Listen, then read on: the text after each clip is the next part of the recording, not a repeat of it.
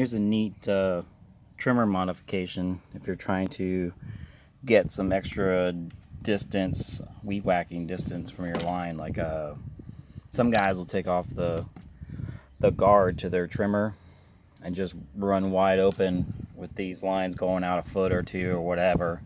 And you know, it's not really the safest method to have a longer line, and it, from what I understand, it could prematurely wear out the motor of the weed whacker to have that long extra line.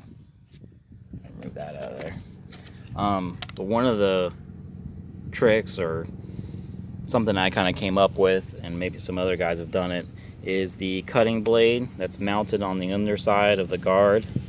I sharpen it from time to time, and then I'm also going to relocate it to the back. This one hasn't been done yet, but I've got a couple other ones where I've done it, where I drill new holes and I relocate the cutter to the back of the guard. Let's see if I turn this over. So instead of being mounted like this, I'm going to mount it, but I'm going to have the blade stick out just a little bit, so it'll grow a little bit more than ½ an inch.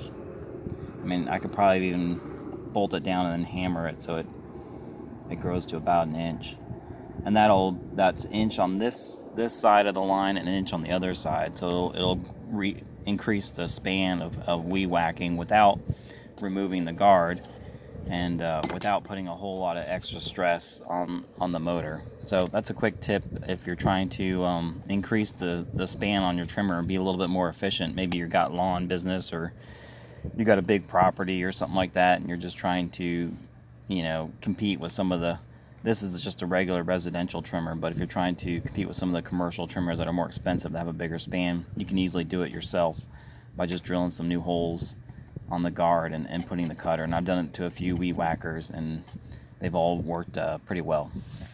Thanks.